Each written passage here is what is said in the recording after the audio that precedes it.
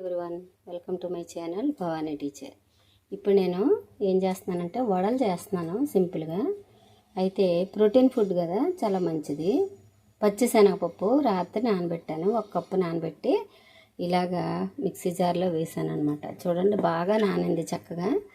దీనిలోకి నేను ఏం చేస్తానంటే ఒక 2-3 చిన్న చిన్న ముక్కలు అల్లం వేస్తాను. ఇలా వేసేసి ఒకే ఒక పచ్చిమిర్చి వేస్తాను. వేసి దాన్ని చిన్నది ఒకటి పచ్చిమిర్చి ఇలా తుంచేసి వేసేసి మనం గట్టిగా మిక్సీ పట్టుకోవాలి. ఓకేనా? మిక్సీ పడతాను ఇప్పుడు. మిక్సీ పట్టుకున్న తర్వాత 1 స్పూన్ నీళ్ళు వేసాను, ఎక్కువ కాదు, వేసి దాన్ని మళ్ళీ మిక్సీ పడతాను. చూడండి, దీనిలోకి చిన్న చిన్న అల్లం ముక్కలు, కరివేపాకు రెమ్మ కట్ చేసి వేసాను, ఒక 1/2 స్పూను జీలకర్ర వేస్తున్నాను, ఒక పచ్చిమిర్చి మళ్ళీ ముక్కలు చేసి వేసాను. ఎందుకంటే ఒక పచ్చిమిర్చి కొంచెం అల్లం ముక్కనేమో పిండి పప్పు మిక్సీ కొట్టేటప్పుడు వేసాను. మళ్ళీ ఒక పచ్చిమిర్చి చిన్న అల్లం ముక్కనేమో ఇలా తరిగి వేసాను అన్నమాట. 1 స్పూను బియ్యపు పిండి ఇలా వేయడం వల్ల చక్కగా వడలు క్రిస్పీగా వస్తాయన్నమాట. ఇవన్నీ కలిపేసుకుందాం.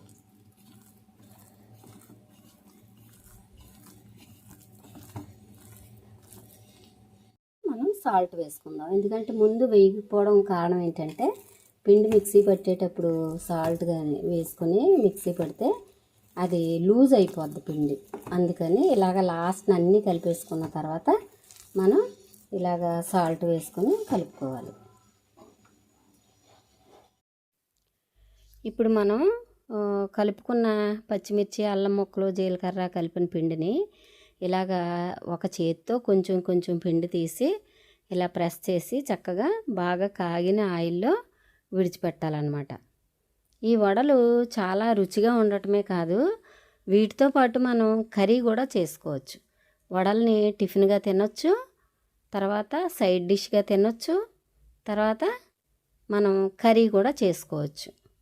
మనం ఎక్కువ చేసుకుంటే అప్పుడు వీటన్నిటికీ ఉపయోగపడుతుంది అన్నమాట. ఇవి చాలా టేస్టీగా ఉంటాయి, చాలా క్రిస్పీగా ఉంటాయి. వీలైతే తప్పనిసరిగా చేసుకోండి. ఇలాగా ఒక వాయి అంటే మనం వేసిన ఆయిల్కి సరిపడా మొత్తం వడలన్నీ వేసిన తర్వాత ఒక 3 నిమిషాలు అలా వేగిన తర్వాత తిరగేయాలన్నమాట. అంటే వాటిని రివర్స్ చెయ్యాలి. మనం వేసుకున్న వడల్ని రివర్స్ చేయాలి. అప్పుడు ఏమవుతుందంటే 2 వైపులా చాలా చక్కగా వేగి క్రిస్పీగా చాలా టేస్టీగా ఉంటాయి. తినడానికి చాలా ఇష్టపడతారనమాట. ఎవరైనా ఇష్టపడే వడలు ఇవి.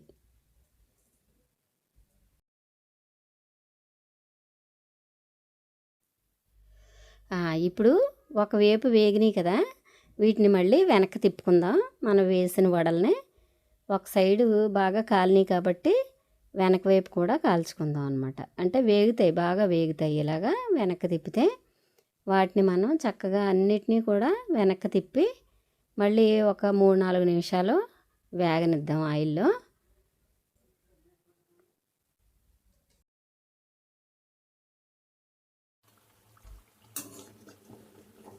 రెండో వైపు కూడా బాగా వేగిపోయినాయి కదా. ఇప్పుడు మనం ఒక ప్లేట్లోకి తీసేసుకుందాం వీటిని.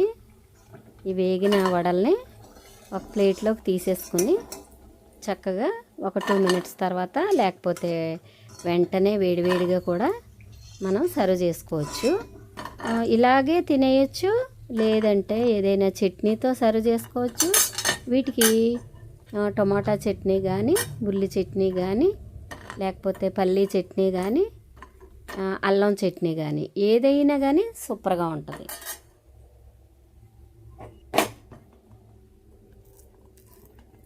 ఇప్పుడు మళ్ళీ మనం కొన్ని వడలు వేసుకుందాం.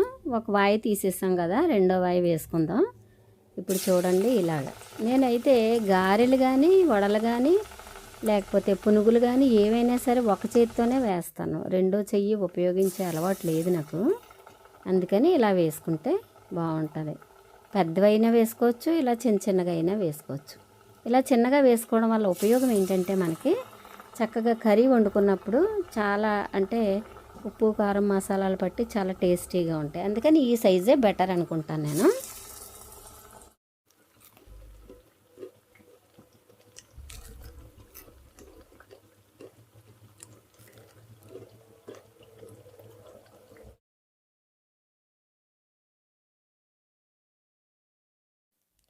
ఇప్పుడు పెసరపప్పు మునగాకు చేద్దాం అనుకుంటున్నాను. అందుకోసం నేను ఒక 5 నిమిషాల ముందు ఒక డేక్షాలో నీళ్లు పెట్టి స్టవ్ ఆన్ చేశాను.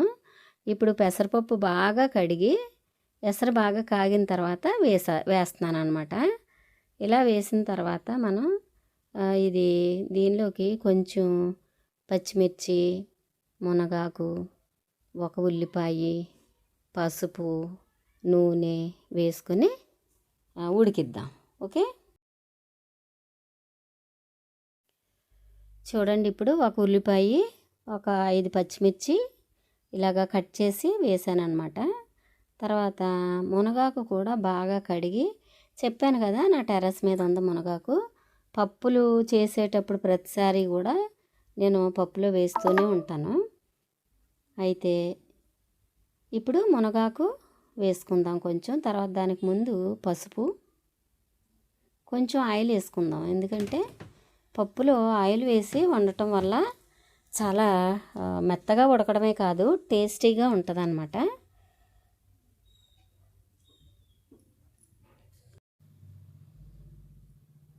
చూడండి మునగాకు బాగా కడిగాను. కడిగి ఈ పప్పులో వేసేస్తున్నాను. నేను ఒక గుప్పెడు ఆకు తీసుకొచ్చాను, అది వేసేస్తున్నాను అనమాట. ఇది చాలా మంచి ఫుడ్. ఎందుకంటే ఆకుకూర పప్పు అంటే ప్రోటీన్, విటమిన్స్ కలిపి మనకి అందుతాయి అన్నమాట. అందువల్ల ఇది చాలా హెల్దీ రెసిపీ. మీరు కూడా చేసుకొని తినండి తప్పనిసరిగా, మర్చిపోకుండా. ఇలా వేసేసిన తర్వాత మనం ఏదైనా ఒక మూత పెట్టేసి కాసేపు ఉడకనిద్దాం.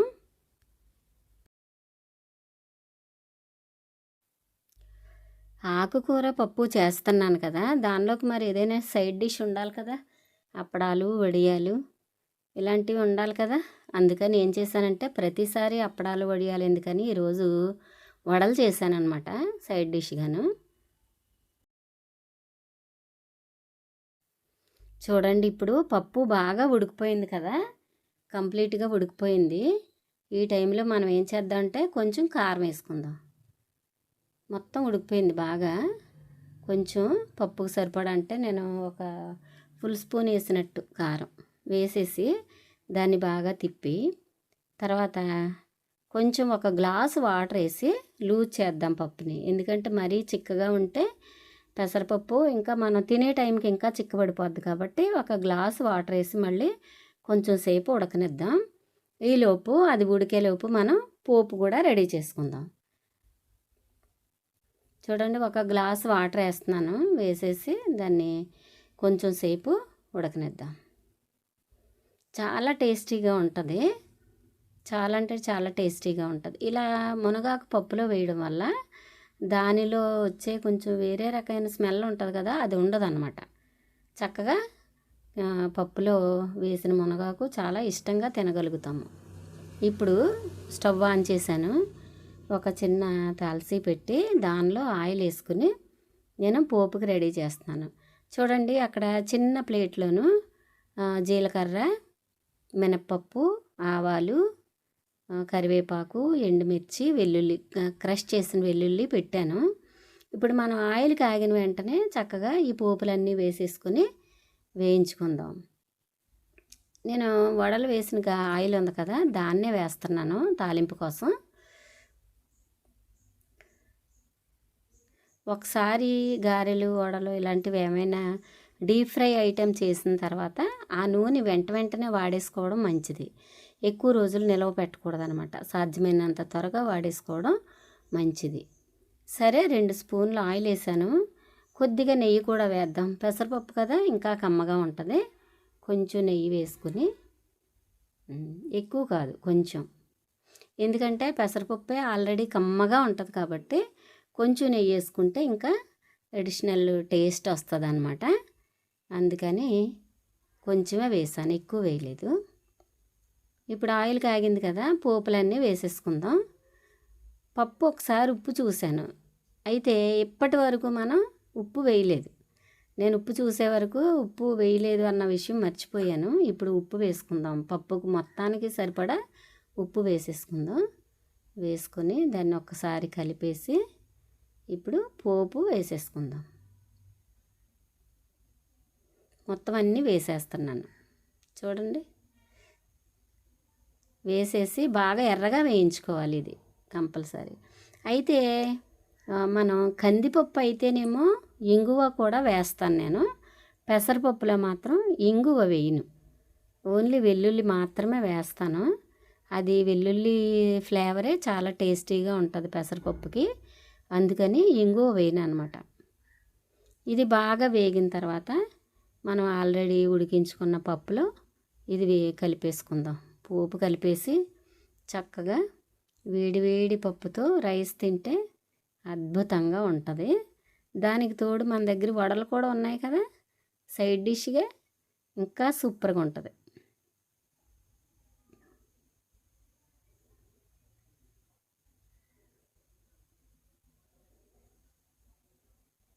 ఇప్పుడు పోపు వేగిపోయింది కాబట్టి కొంచెం దాన్ని పక్కకు తీసి ఈ పప్పు వేడి స్టవ్ మీద పెట్టేస్తున్నాను. అంటే ఆన్లో ఉన్న స్టవ్ మీద పెట్టేసి ఇప్పుడు పోపు వేసేస్తాను చూడండి. పోపు వేసేసి చక్కగా ఆ పప్పుని మళ్ళీ తాలింపు వేసిన గిన్నెలో కొంచెం పప్పు వేసి దాన్ని కూడా కలిపేస్తున్నాను. ఇప్పుడు ఒక 2 నిమిషాలు పప్పు మూత పెట్టేసి తర్వాత మనం సర్వ్ చేసుకుంటే ఎంతో టేస్టీ మునగాకు పెసరపప్పు రెడీ అవుతుంది. మళ్ళీ ఒకసారి టేస్ట్ చేస్తున్నాను, ఉప్పు సరిపోయింది. ఇప్పుడు చాలా టేస్టీగా ఉండే మునగాకు పెసరపప్పు రెడీ అయింది. మీకు కూడా ఇలాగా చేసుకోవడం నచ్చితే ట్రై చేయండి. చాలా టేస్టీ ఫుడ్ రెడీ అవుతుంది. బాయ్.